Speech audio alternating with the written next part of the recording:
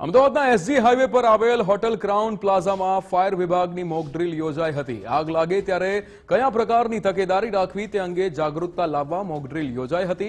Fire વિભાગના hydraulic platform Gajraj સહિતના સંસાધનો જે છે એનો ઉપયોગ કરવામાં આવ્યો હતો।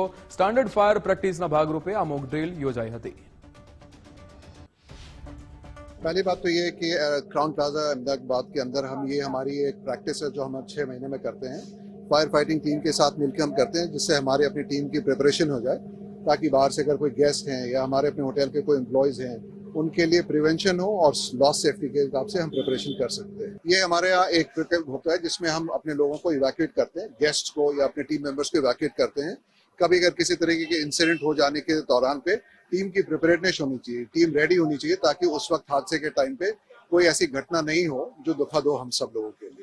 જ્યારે પણ હાઈ રાઇઝ બિલ્ડિંગમાં આગ લાગે ત્યારે કઈ રીતે તેનેથી બચી શકાય, કઈ રીતે કયા કયા નિયમોનું પાલન કરવું વગેરેના ભાગરૂપે આજે જે છે ફાયર વિભાગ દ્વારા એસજી હાઈવે ઉપર આવેલી ક્રાઉન પ્લાઝા હોટલ ખાતે મોક ડ્રીલનું આયોજન કરવામાં આવ્યું છે। બિલકુલ જોઈ શકાય છે કે હાઈ રાઇઝ બિલ્ડિંગ છે ને તેની ઉપર જે છે આગ લાગી છે ને ત્યાં જે છે બિલકુલથી ફાયર બ્રિગેડ દ્વારા સ્ટાન્ડર્ડ જે રીતે પ્રેક્ટિસ કરવામાં આવી રહી છે કે આ પરિસ્થિતિમાં કઈ રીતે જે છે આગ પર કાબુ મેળવવો અને કઈ રીતે જે છે રેસ્ક્યુ હાથ ધરવામાં આવે। તમામ પરિસ્થિતિના ભાગરૂપે અહીં જે છે બિલકુલથી જોઈ શકાય છે કે અહીં જે છે તમામ જે આગ લાગી છે ત્યાં જે છે તેને ઓલવવાના પ્રયાસો કરવામાં આવી રહ્યા છે। હોટલમાંથી તમામ સ્ટાફને જે છે બહાર કાઢી લેવામાં આવ્યો છે અને હાલ જે છે જે રેસ્ક્યુની કામગીરી છે તેની સાથે સાથે આગને ઓલવવાની કામગીરી પણ કરવામાં આવી રહી છે। તમામ ફાયર બ્રિગેડના સિનિયર અધિકારીઓ સાથે રાખીને આ મોક ડ્રીલનું આયોજન કરવામાં આવ્યું છે અને હાલ આ મોક ડ્રીલને કારણે તમામ જે વ્યવસ્થા જે છે તે અહીં જોવા મળી રહી છે। આપણી સાથે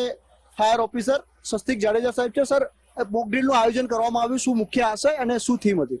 અમદાવાદ શહેરની અંદર ક્રાઉન પ્લાઝા હોટલ જેવી ઘણી બધી બિલ્ડિંગ્સ છે, તેને ધ્યાનમાં રાખીને ફાયર પ્રિવેન્શન એન્ડ પ્રોટેક્શન ત્યાંનો સ્ટાફ ઓપરેટ કરી શકે, ફાયર બ્રિગેડની ટીમ આવે તે પહેલા લોકો ઇવેક્યુએશન કરી શકે, સર્ચ એન્ડ રેસ્ક્યુ ઓપરેશન કરી શકે।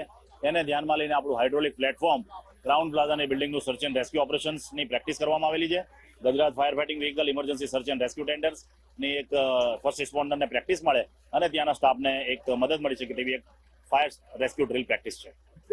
સ્ટાન્ડર્ડ પ્રેક્ટિસના ભાગરૂપે આ મોક ડ્રીલનું આયોજન કરવામાં આવ્યું છે અને હાલ જે છે ક્રાઉન પ્લાઝા ખાતે ફાયર દ્વારા તમામ મોક ડ્રીલનું આયોજન કરવામાં આવ્યું છે અને આ તમામ જે છે એક સ્ટાન્ડર્ડ પ્રેક્ટિસ કરવામાં આવી।